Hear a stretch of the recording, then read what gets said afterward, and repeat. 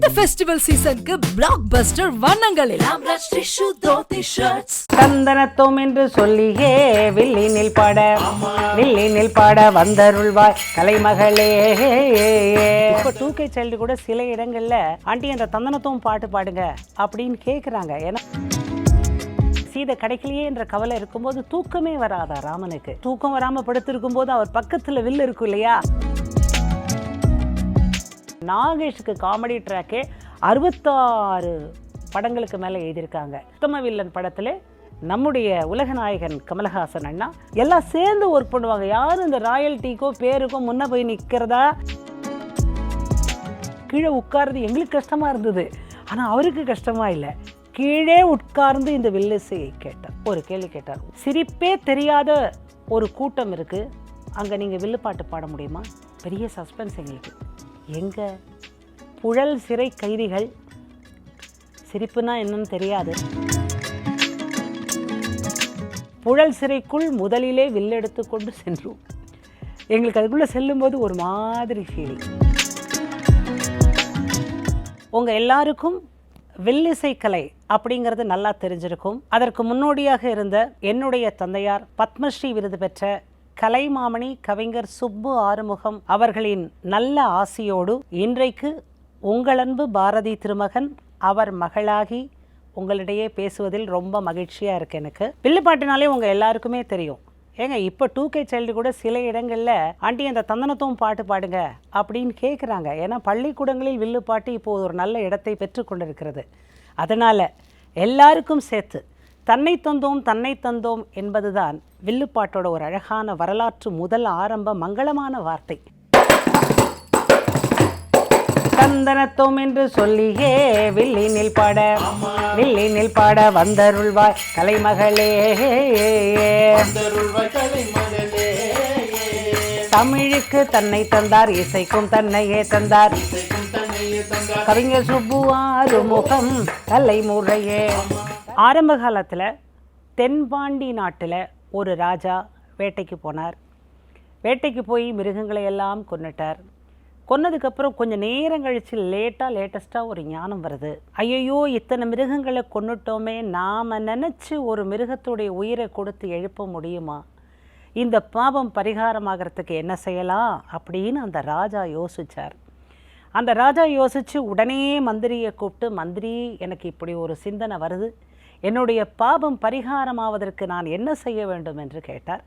உடனே அந்த மந்திரி ரொம்ப அழகாக சொன்னார், ராஜா கவலைப்படாதீங்க, தோளில் கிடந்த வில்லை மடியில் சார்த்தி வைத்து அப்படியே அந்த தேன் கொண்டு வந்த குடத்தை வில்லின் கழுத்திலே கட்டி அம்பு என்பதை தூக்கி போட்டுவிட்டு அன்பாக்கி வீசுகோலாக்கி பேசும் கோலாக்கி நான் சொல்வதெல்லாம் சத்தியம் சத்தியம் உண்மை உண்மை பண்பாடு நல்ல வார்த்தைகள் நாட்டுக்கும் வீட்டுக்கும் நல்லதே சொல்வோம் என்று சத்தியம் செய்து தாளத்தோடு பாடும் கலையாக தெய்வத்தையும் தேசத்தையும் பாடுங்கள் ராஜா, பாவம் பரிகாரமாகிவிடும் அப்படின்னு ஒரு அழகான யோசனை சொன்னார்.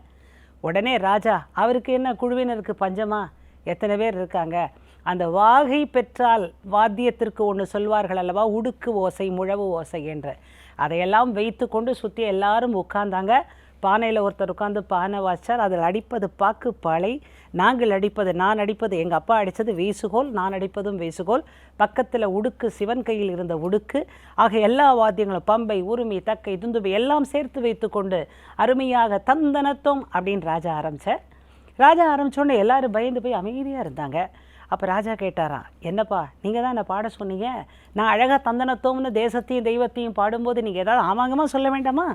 உடனே மந்திரி என்ன தெரியுமா சொன்னார், ராஜா உங்ககிட்ட சம்பளம் வாங்கிட்டு நாங்கள் வேற யாருக்கும் ஆமாம் போட போகிறோம், நீங்கள் என்ன சொன்னாலும் ஆமாம் போடுறதுக்கு தானே நாங்கள் இருக்கோம், நீங்கள் சொல்லிக்கிட்டே இருங்க ஆமாம் போடுறோம் என்று சொல்லி அன்றைக்கு மந்திரி போட்ட ஆமாதான் இன்றைக்கு என் கணவர் டாக்டர் எஸ் திருமகன் அவர்கள் எனக்கு ஆமாம் போட்டு கொண்டிருக்கிறார். இதை எதற்கு சொன்னேன் என்றால், இன்றைக்கு படித்த அறிஞர்களும் வில்லிசையில் உட்கார்ந்து இந்த வில்லிசை கலையை வளர்த்து கொண்டிருக்கிறோமே, அது அந்த வரலாறு தந்த சிறப்பு. இன்னொன்று, நம்ம இந்தியாவுக்கு முக்கியமானது ராமாயணம் மகாபாரதம். அதில் ராமாயணத்தில் ரொம்ப முக்கியமான கதாபாத்திரம் ஆஞ்சநேயர். அந்த ஆஞ்சநேயர் காட்டுப்பகுதியில் ராமனை நினைத்து கவலைப்படும் போது அந்த ராமனை பார்த்தா கஷ்டப்படுவாராம். அவருக்கு அந்த சீதை கிடைக்கலையே என்ற கவலை இருக்கும்போது தூக்கமே வராதா ராமனுக்கு. உடனே என்ன செஞ்சாரா, ராமனுடைய அனுமதியோட ராமன் படுத்திருக்கும் போது, தூக்கம் வராமல் படுத்திருக்கும் போது அவர் பக்கத்தில் வில் இருக்கும் இல்லையா, அந்த வில்லை அசைத்து மணியை அசைத்து, ராமா நீ நிம்மதியாக தூங்கு, நிம்மதியாக தூங்கு, சீதை கிடைத்து விடுவாள் என்று பஜன் பாடினாராம், பாடல் பாடினாராம், கீர்த்தனம் பாடினாராம். அப்பொழுது வில்லிசை பிறந்ததாக ஒரு செவி வழி செய்தியும் இருக்கிறது. சரி, அதுக்கப்புறம் சீதை கிடைச்சதுக்கப்புறம் நிம்மதியாக அவருக்கு விழிப்புணர்ச்சி கிடைச்சதா, ஆகா சீதை கிடைத்து விட்டாள் என்ற விழிப்புணர்வு வந்ததும் நம்மளுக்கு ராமாயணம் வெற்றியாகிது, பட்டாபிஷேகம் நடந்தது, எல்லாம் தெரியும். ஆக வில்லிசைக்கு என்ன சக்தி இருக்கிறது என்று வாஞ்சையோடு ஆஞ்சநேயர் என்ன சொல்கிறார், ஒரு மனிதனை நிம்மதியாக தூங்க வைப்பதற்கும் வில்லிசை பயன்படுகிறது தாய் போல, ஒரு மனிதனுக்கு விழிப்புணர்ச்சி கொடுப்பதற்கும் வில்லிசை பயன்படுகிறது தந்தை போல. ஆக தாயுமாகி தந்தையுமாகி இருக்கும் வில்லிசை கலைக்கு இப்படியும் ஒரு புராணம் சொல்லப்படுகிறது. இதுதான் வில்லிசையின் வரலாற்று சிறப்புகளையா. ஆமா தந்தனத்தோ, ஆமா தந்தனத்தோ பாட வந்தோ. என்னுடைய 7 வயது முதல் என் தந்தையார் என்னை வில்லிசைக்கு கூட்டிட்டு போறாங்க. அது ஒரு எனக்கு பெரிய, இன்னைக்கு நான் நினைச்சு பார்க்குறேன், சுமார் 50 வருடங்களுக்கு பிறகு அப்பா 75 ஆண்டு காலம் வில்லுப்பாட்டில் பயணம், வெற்றி, பத்மஸ்ரீ விருது பெற்றவர். இவ்வளவு சிறப்புகள் இருக்கிற அப்பா ஆரம்ப காலத்தில் என்னை கூட்டி கொண்டு செல்லும்போது வில்லிசை என்பது அவ்வளவு வளரவில்லை. அது உண்மை. அந்த உண்மையை சொல்கிறதுல நம்மளுக்கு ஒன்றும் குறைச்சல் இல்லை. காரணம் என்னென்னா, கலைவாணர் வளர்க்க வேண்டும் என்று நினைத்து அவர் வளர்த்த போதும் குறுகிய காலமே அவர் செய்தார். கலைவாணருக்கு காந்தி மகான் கதை அப்பா எழுதி கொடுத்து அவர் பாடியது 3 ஆண்டுகள் அல்லது 4-5 ஆண்டுகள் தான். அவருடைய மறைவுக்கு பிறகு அப்பா எடுத்து பாடினார்கள். அப்போல்லாங்க என்ன கிடையாதுன்னா, சில ப்ளஸ் பாயிண்ட் உண்டு. என்ன ப்ளஸ் பாயிண்ட்டுன்னா, எதிர உட்கார்ந்துருக்கிற மக்கள் கையில் செல் இருக்காது. அதனால் சிந்தனை எங்ககிட்டயே இருக்கும். நல்லா நிகழ்ச்சியை ரசிப்பாங்க, கொள்ளுவாங்க, வந்து பேசுவாங்க, கருத்தை கேட்பாங்க, பாட்டை கேட்பாங்க, கவனமாக இருப்பாங்க, எழுந்து போக மாட்டாங்க, கசகசன்னு பேச மாட்டாங்க, இப்படியெல்லாம் இருக்கும். இது எனக்கு ஒரு பெரிய அனுபவம். ஆனால் 7 வயதிலே அப்பாவோடு நான் வில்லிசைக்கு சொல்லும்போது ஒரு பாடல் 2 பாடல் தான். அந்த பாட்டி நான் ஒரு வார்த்தை பாடி காமிக்கிறேன். காந்தி தத்தா பாரு கண்ணாடி போட்டிருக்காரு, அவர் கையில் பெரிய தடியே, காணோம் தலையில் முடியே.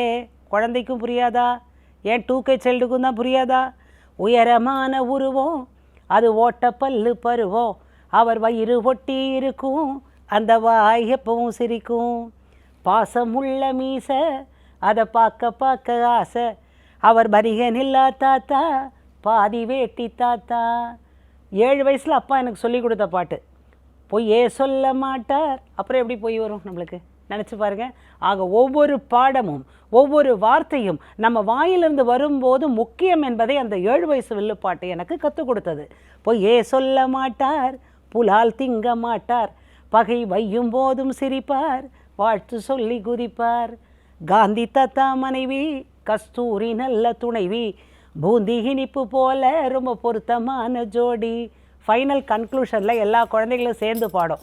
உண்மையான தாத்தா அவர் ஊருக்கெல்லாம் தாத்தா, இதை எண்ணி எண்ணி பார்த்தா அவர் எனக்கும் பிடிச்ச தாத்தா என்ற பாடலை 7 வயதில் எனக்கு கற்றுக் கொடுத்ததனால் அப்பா கலைவாணர் பாடி, அப்பா பாடி, நான் பாடி, இன்றைக்கு என் மகன் கலைமகன் வரைக்கும் பாடும் அளவுக்கு வந்து விட்டதென்றால் பாட்டுக்குள் இருக்கும் கதாநாயகர் நம்முடைய இந்திய கதாநாயகர், இந்திய தேசப்பிதா.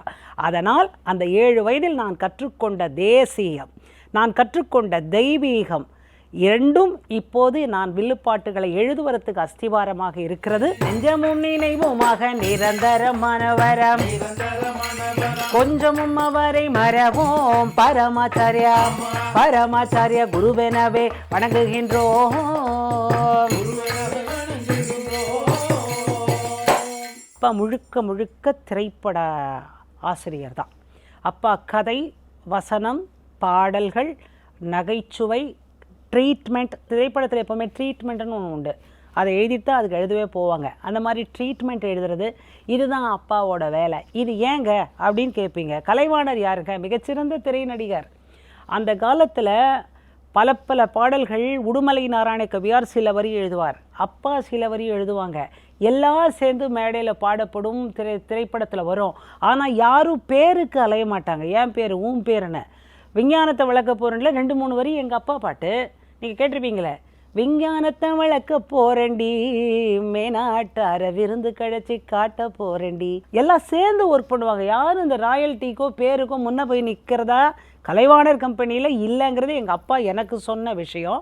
இன்னொரு பாட்டு இருக்குது, காலம் மாறி போச்சே அகப்ப கணவன் கையிலாச்சே. இன்றைக்கே நீங்கள் யூடியூப்பில் போட்டு பாருங்க, அத்தனையும் கருத்து என் தந்தையார் எழுதிய பாடல். ஆக அப்பா அப்படி எழுதி எழுதி எழுதி அப்புறம் வந்த அண்ணா சிவாஜி அண்ணா, எம்ஜிஆர் ஐயா, நிறைய மேதைகள் அங்கேருந்து எஸ்எஸ்ஆர் வில்லுப்பாட்டு பாடியிருக்கார். மிகப்பெரிய குறிப்பு, கொத்தமங்கலம் சுப்பு ஐயா வில்லுப்பாட்டு பாடியிருக்கார். எல்லாம் ஒரே கான்டெம்பரரிஸு. அப்பா எழுதி கொடுத்து பாடினவர் எஸ்எஸ்ஆர். பிபிஎஸ் பாடிய முதல் பாட்டு என் தந்தையார் எழுதிய பாட்டு. அன்போடு இன்பமாக வாழலாம் நண்பனே. இப்படி 1 2 பி சுசீலாமா பெண்ணின் பெருமை அப்படின்னு ஒரு பாட்டு பாடியிருக்காங்க, அப்பா எழுதியிருக்காங்க. அப்புறம் பல விஷயத்தில் காமெடி ட்ராக்கு, தில்லனா மோகனாமலை எலுமிச்சம்பழம் கொடுப்பார் இல்லையா, அது அப்பாவோட படைப்பு. ஆனால் பேர் எவ்வளோ இருக்குன்னு எனக்கு தெரியாது. அப்புறம் சொர்க்கம், அப்புறம் சின்னஞ்சிறு உலகம் கோபாலகிருஷ்ணன் அவர்களின் பெரிய படைப்பு. இதில் அப்பாவுடைய மிகப்பெரிய பங்கு இருக்குது. அதில் தான் நாகேஸ்வரர். நாகேஷுக்கு காமெடி ட்ராக்கே 66 படங்களுக்கு மேலே எழுதியிருக்காங்க. ஏன் படத்தில் வில்லுப்பாட்டு வந்திருக்கு, ஹிட்லர் உமாநாத்தில் வில்லுப்பாட்டு வந்திருக்கு. சமீபத்தில் உத்தம வில்லன் படத்தில் நம்முடைய உலகநாயகன் கமலஹாசன் அண்ணா வில்லுப்பாட்டை தான் லோகோவாக வச்சு, பெரியவருக்கு நாங்கள் நன்றி சொல்லணும், நீங்கள் வந்து குடும்பமாக இருந்து இந்த வில்லிசையில் பதிவாக்கப்பட வேண்டும் என்று உத்தம வில்லன் படத்தில் ஒரு பாடல் அப்பா பாடியிருக்காங்க, கமலண்ணாவும் பாடியிருக்காங்க. அதை சேர்ந்து ஐயாவோட வரியை நான் பாடணும் என்று பாடிய அவருக்கும் இப்பொழுது நான் நன்றி சொல்லிக்கொள்கிறேன். காரணம் என்னென்னா, கலைத்துறை, எல்லாமே கலைத்துறை தான் நான் சொல்கிறது. ஆக வில்லுப்பாட்டுக்கு நாகேஷுக்கு அப்பா எழுதிய படங்கள் நிறைய. வில்லுப்பாட்டு இன்ட்ரெஸ்டிங்காக இருக்கிறதுக்கு ஒரே காரணம் அப்பா சினிமாவுக்கு எழுதினவர்ங்கிறது தான். சிவாஜி அவர்கள் வில்லுப்பாட்டை கேட்டு கொடுத்த ஒரு ஒப்பீனியன் சொல்கிறேன். சுப்பண்ண வில்லுப்பாட்டு எனக்கு ரொம்ப பிடிக்கும். ஏன் தெரியுமா, அவர் சினிமாவில் அவர் எழுத்த நான் நிறைய பேசியிருக்கேன். இன்றைக்கி இந்த வில்லுப்பாட்டை பார்த்தேன், எனக்கு ரொம்ப மகிழ்ச்சி. என்னென்னா, எங்கள் துறையிலலாம் ஒரு அருமையான வசதி உண்டு. என்ன தப்பு பண்ணாலும் அப்புறம் கத்திரி வச்சு வெட்டிப்போம். ஆனால் எங்கள் அண்ணன் மேடையில் உட்காந்து பாடும்போது நாங்கள்லாம் பண்ணிவிட்டு எடிட் பண்ணுவோம், எங்கள் அண்ணன் மேடையில் எடிட் பண்ணிக்கிட்டே பாடுறாரு அப்படின்னு சொன்ன வார்த்தை இருக்குல்ல, என்ன கஷ்டம் நீங்கள் உட்காரும்போது தாங்க தெரியும். எல்லாத்தையும் நினச்சிறதெல்லாம் சொல்கிறது கலை இல்லை. பேசிட்டும் நினைக்கக்கூடாது, நினச்சிட்டும் பேசக்கூடாது. பேசணும், நினைக்கணும், ரெண்டுமே ஒன்றா நடக்கணும். ஆக சினிமா துறை தந்த அனுபவமே எங்கள் தந்தையாரை வில்லிசையில் பரிமளிக்க வைத்தது. லாஸ்ட்டாக எனக்குள்ள ஒரு பெருமை, மீனாட்சி கல்யாணத்தில் ஒரு பாடல் நான் பாடிக்கொண்டிருந்தேன். மஞ்சக்கயிறு தாலி மஞ்சக்கயிறு, இது மகாலட்சுமி ராசி மஞ்சக்கயிறு, இது மகாலட்சுமி ராசி மஞ்சக்கயிறு. முழுக்க முழுக்க மீனாட்சி கல்யாணத்தில் அப்பா எனக்கு எழுதிய பாடலை உனக்கும் வாழ்வோரும் படத்தில் ஜி சீனிவாசன் ஐயா கேட்டு எடுத்து மனோரமா ஆட்சி பாடினாங்க. ரொம்ப ஒரு கருத்தான பாட்டு.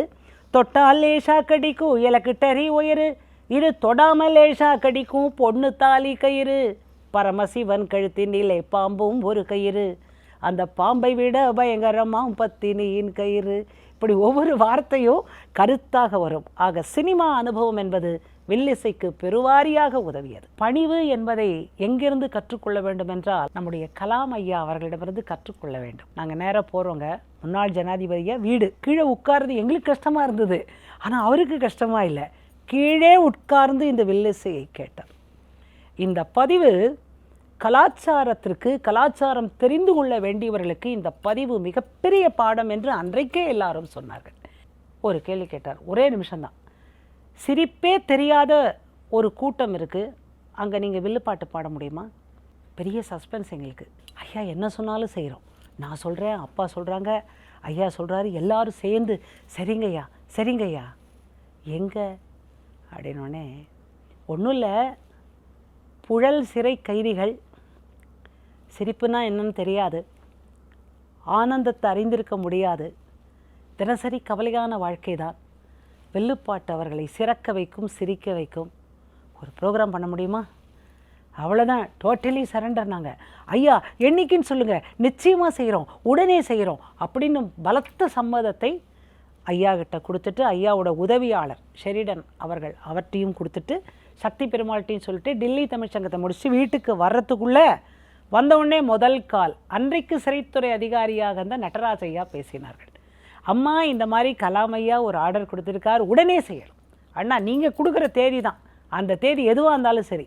போனோம், புழல் சிறைக்குள் முதலிலே வில்லெடுத்து கொண்டு சென்றோம். எங்களுக்கு அதுக்குள்ளே செல்லும்போது ஒரு மாதிரி ஃபீலிங். எவ்வளவு அன்பு இருந்தால் இவங்க கேட்கணும்னு நினச்சிருப்பார். சிரிப்பே அறியாத மக்களுக்கு சிரிப்பு வேண்டும் என்று நினைத்த அந்த சிந்தனாவாதிக்கு ஒரு வணக்கத்தை தெரிவித்து கொண்டு உள்ளே சென்றோம். மேடை சிறப்பாக அமைக்கப்பட்டிருந்தது. உட்கார்ந்தோம், கட்டினோம், ஆரம்பித்தோம். வில்லுப்பாட்டு.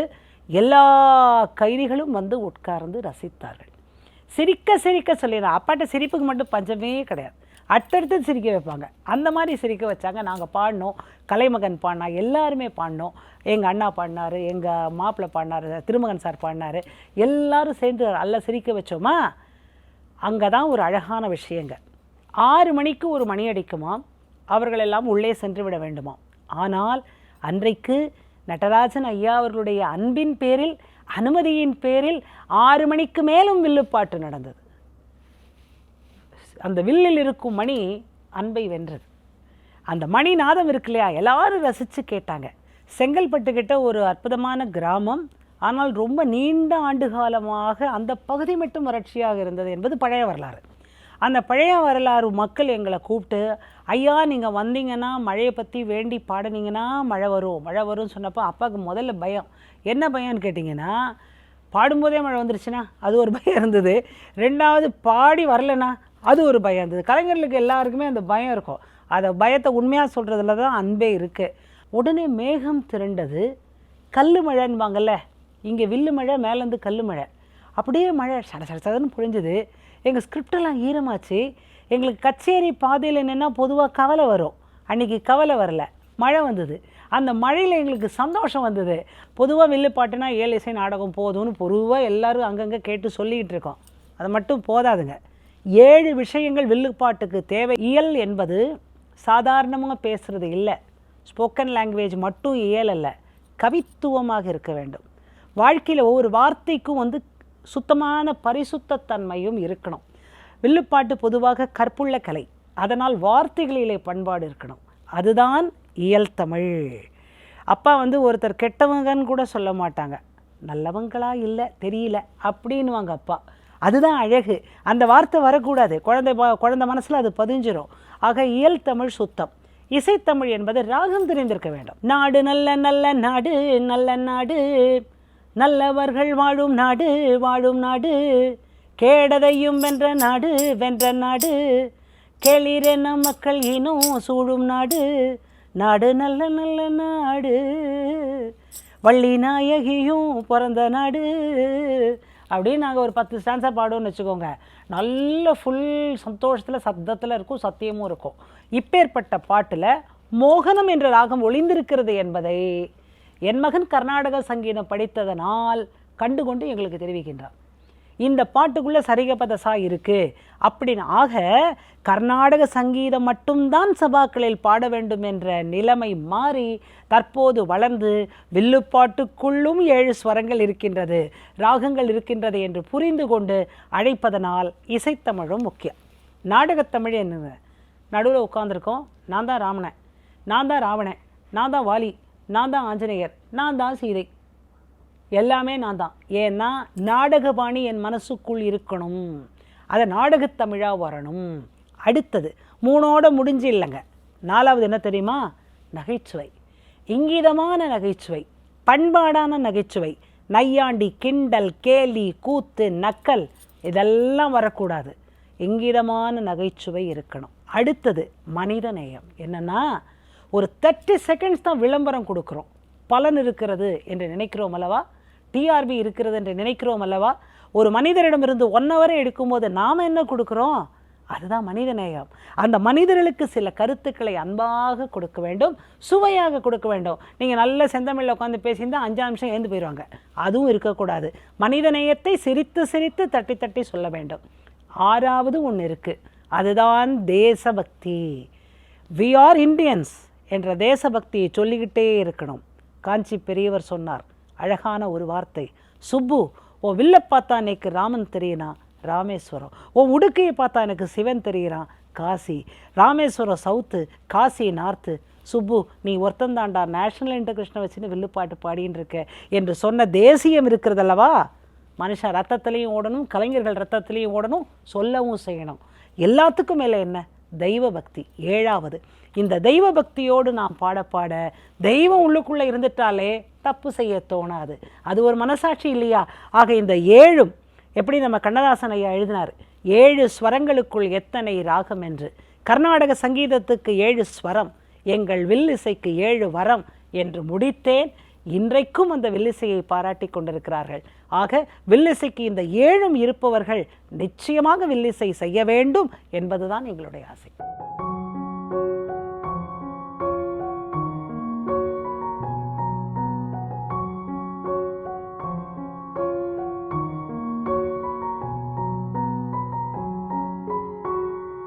வாழியவே பல்லாண்டு காலம்,